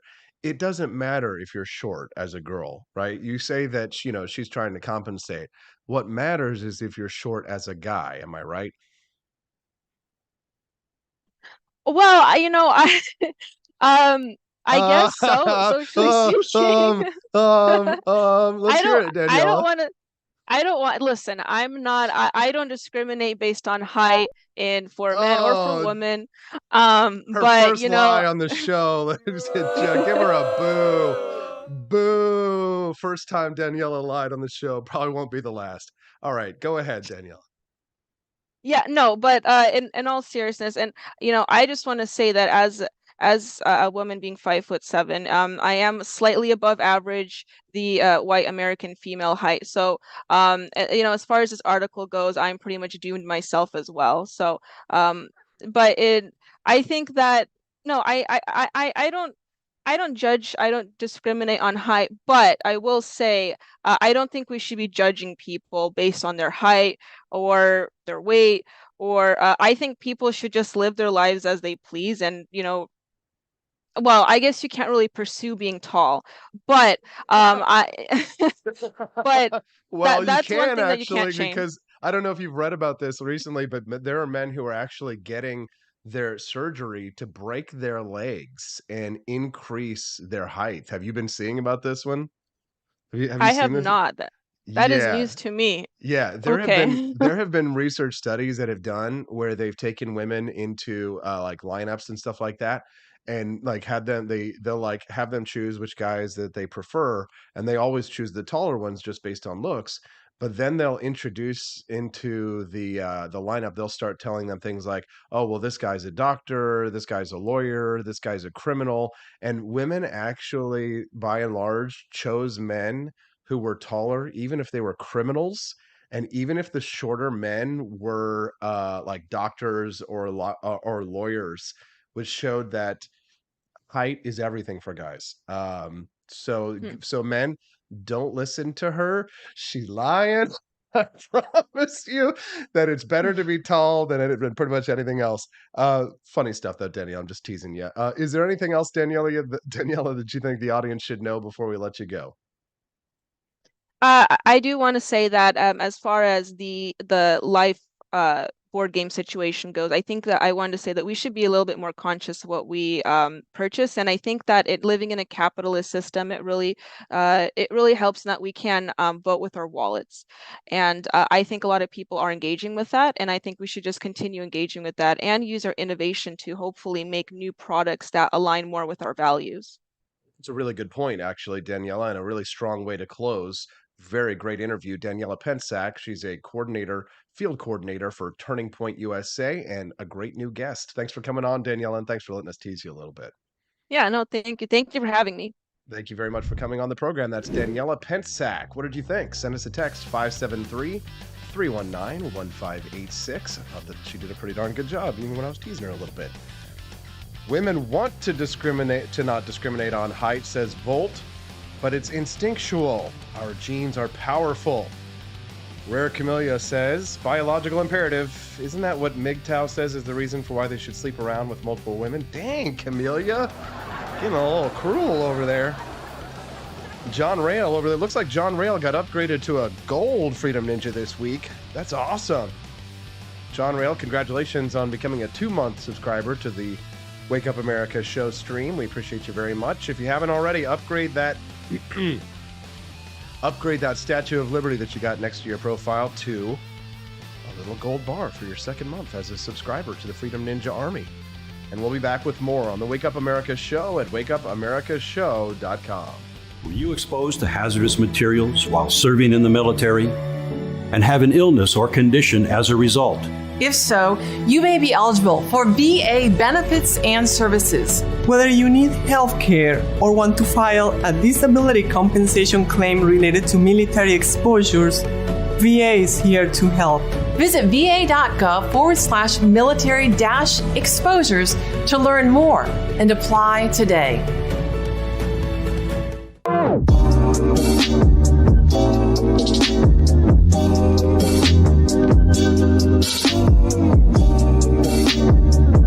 If there wasn't going to be somebody who was a fiery champion of liberty, somebody who would get out there and who would be aggressive, and if they wouldn't do it with more fire or passion than I had, then I would go and I would fight this battle for us. I've fought for the principles that we all share. Parties tend to be secondary to me. We're here because we believe in the principles of liberty.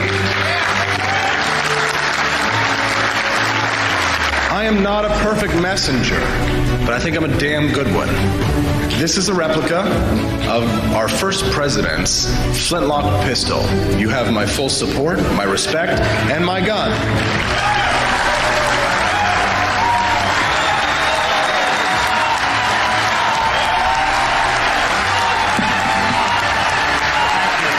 I think that the heart of my philosophy is much more libertarianism than well, that's the fashionable word these days, I guess. A conservative is no longer just that. He's a libertarian and always has been.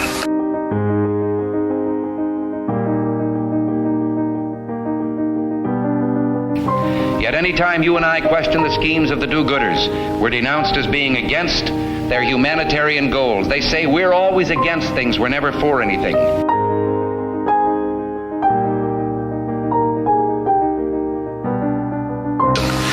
What is fascism? Fascism is private ownership, private enterprise, but total government control and regulation.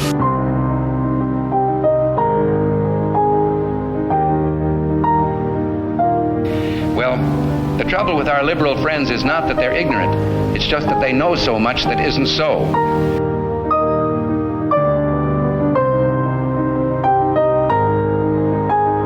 If we lose freedom here, there's no place to escape to. This is the last stand on earth.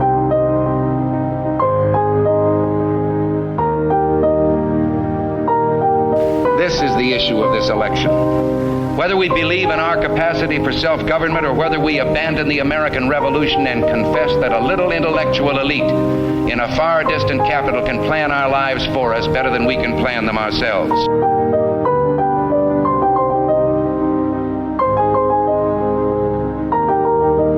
The conservative, so-called, is the one that says less government, get off my back, get out of my pocket, and let me have more control of my own destiny.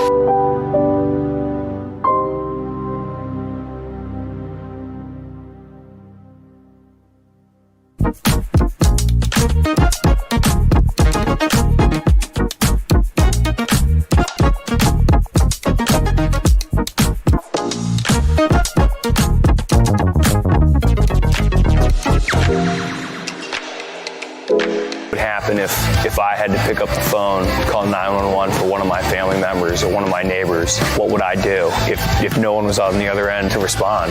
What if there was no 911? You can be a part of the solution. Anybody can be a firefighter. Male, female, younger, older. We have school teachers. We have leaders in business. It's me, you, anyone that wants to be. There is no typical firefighter. Do you hate the deep state? Do you reject the Antichrist in all his ways? Do you believe that aliens controlled LBJ to assassinate John F. Kennedy? Did you know that the shot can put chemicals in you that will make you more sensitive to 5G? Do you love America? Do you want more freedom? Do you like smoking hot red-headed libertarians? then the AP for Liberty shop is for you! Check out all the awesome new merch and have a happy new year! Fight the deep state, reject the Antichrist! Visit AP for Liberty shop and get your patriotic merchandise now, or the deep state wins!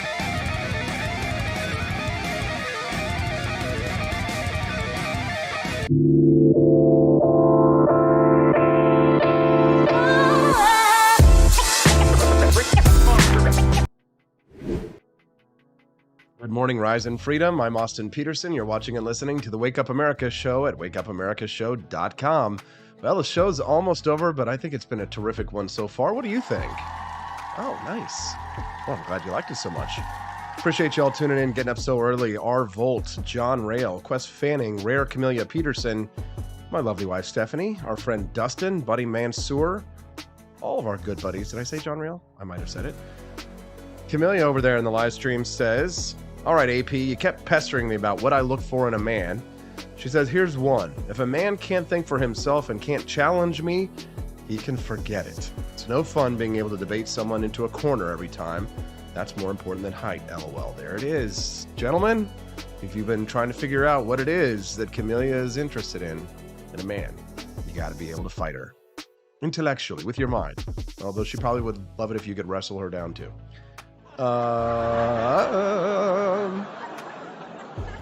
What have we got here for her? John A. What about being a bad boy? Is that what women really are into? Oh, I think so. I think women really like a bad boy. And now there's some science to back it up. The appeal of the bad boy, the appeal of the bad boy has long been debated, but new research says it's not his leather jacket, his beautiful brown hair with hints of gray, or his capacity for evil that provides the draw. It's actually what's on the inside that counts the most. In 3 studies that included 434 kids and 277 adults, researchers used examples of Ursula from The Little Mermaid and Captain Hook from Peter Pan to gauge how those different ages feel about villains. After in-person interviews, the first study echoed that what past research has suggested, that kids are completely capable of discerning that villains behave in a negative way, but it didn't make them any less interested in them. The second and third studies that were done dug a little bit deeper, however, and asked the participants more detailed questions about what they thought about the characters' true selves. Namely, whether or not they thought that the character's actions reflected their true self, and if they thought that this true self could change over time. And the results of this study reveal that both adults and kids thought that Ursula and Captain Hook were more evil than other characters on the outside, but more good than bad on the inside. In other words, people believe there's a mismatch between a villain's outward behaviors and their inner true self, and this is a bigger gap for villains than for heroes. This is according to Valerie Umschild. She's a University of Michigan psychology doctoral student. She's the lead author of this study. She explained this in a press release that this is consistent with other studies that show across a variety of cultures, most adults believe that people are more inherently good than bad, even if they're a squid monster lady who steals a voice or a behooked pirate who kidnaps kids. So the researcher, the doctoral researcher, suspects that this stems from some kind of a universal need to really see the good in everyone, no matter the evil crap that they might do. And so it's not that we like the bad boy, it's that we deep down think that he's not a bad boy at all. Oh, fellow kids. Yes. Before we go, I need to remind you, today is the day. Yes, I'm asking you a personal favor. You, the 31 people on YouTube, the semi-dozen or so on all the other websites who are watching me right now, watching me live, I need to ask you a personal favor. Favor. Not your personal savior. A personal favor. Visit my website, learaustin.com. Do it now and sign up for a free informational kit from my friends over at Lear Capital. I'm begging you, please, to do it today. It's totally free. Do it for your financial future, just to learn more about ways to secure your investments. You say, hey, Austin, I don't really do much investing. I don't have a whole lot of money to invest. But you don't actually have to have a whole lot of money to invest in gold and silver, right? And you could find out more by hitting up the website learaustin.com. That's learaustin.com. Help support the show and grow by visiting my sponsor at learaustin.com and find out more about their offerings for gold and silver. Good morning, Devil's Place. Good morning, AP. He says, Steffi, have a chance at the lottery? Get yourself a ticket. Yeah, I guess the Powerball Mega Millions is huge. What would you do? Well, you'd go and you'd put some of it in gold, wouldn't you? At learaustin.com. Do me a favor today. I'm asking, if you haven't done it yet, head over to learaustin.com and sign up for a free informational packet from my sponsor. They'll send you all the details that you need to know about how much it costs to invest in gold and silver. You're going to be surprised at how little it takes to get started. But ask yourself this: if you've got a retirement portfolio already and you say to yourself, hey, maybe I would like to have part of that in gold, Lear Capital can handle that for you. So head over to the website. Wow, a whole lot of people over there watching right now. 38 people over on YouTube. Appreciate you very much. Will you do that favor for me? Will you? Huh? Please? Do me that favor? Go to learaustin.com right now. Sign up for that free gold packet. I appreciate it. Thank you. If you did do it, give me a thumbs up over there in the chat. Let me know. Love to hear from you. All right. Gotta run. It was a great show today, don't you think? It was. It's been kind of a slow news week too, hasn't it? Well, guess what? You're still going to get a great show, even if there's slow news week, because I'll just make it up. The Wake Up America show is brought to you not only by Lear Capital, but by viewers and listeners like you. People who support us by doing super chats, people who are monthly subscribers, people who share the content online. I'm grateful to you. I'm able to do this full time. This is my job, and I love my job because I get to hang out with awesome people just like you live every Monday through Friday from 7 a.m. to 9 a.m. Central Time. It's a great job, and I love it, and I take it very seriously. Which is why I work very hard to bring the best content that there is in the world of liberty. There's only one Wake Up America show. We'll see you tomorrow at wakeupAmericaShow.com.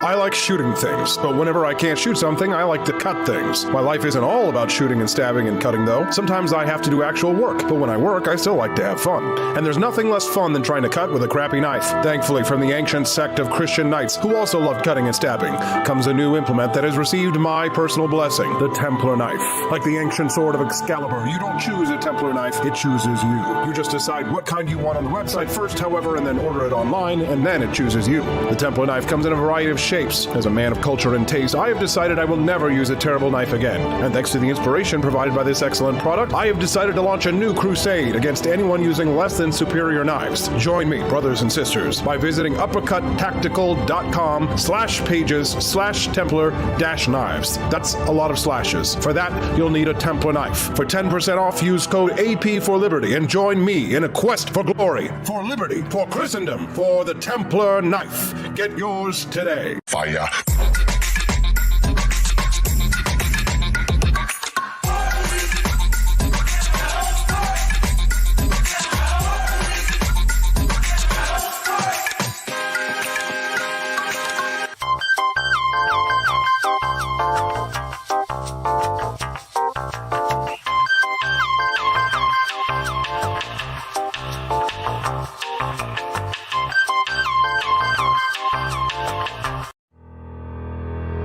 Your printing company stinks. They charge you too much money and they don't love America enough. We've got the solution. Patriot Printing USA. Whether you're running for office, saving souls, or just need business cards that will get you the new job you've been looking for, Patriot Printing USA has got you covered with the best prices around. Palm cards, brochures, bumper stickers, door hangers, you name it, we've got it. PatriotPrintingUSA.com. That's PatriotPrintingUSA.com.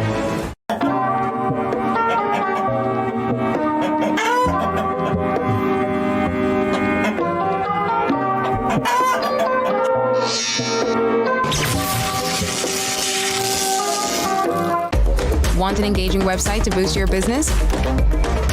You're just a click away from 5-star Fiverr talent. Hundreds of freelancer skills like web design. Head to Fiverr.com today and get something started.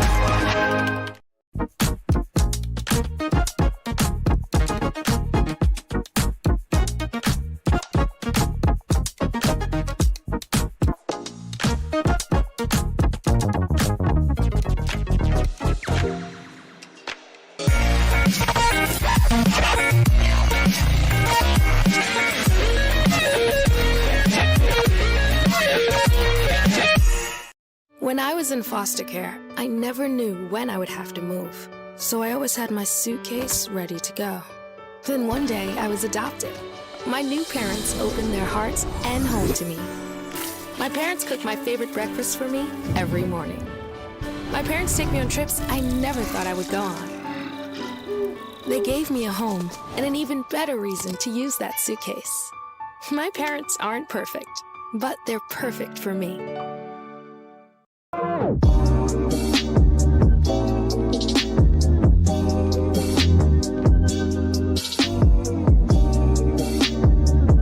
I would remind you that extremism in the defense of liberty is no vice. It is better to settle these matters in the courts than on the streets, and new laws are needed at every level. But law alone cannot make men see right.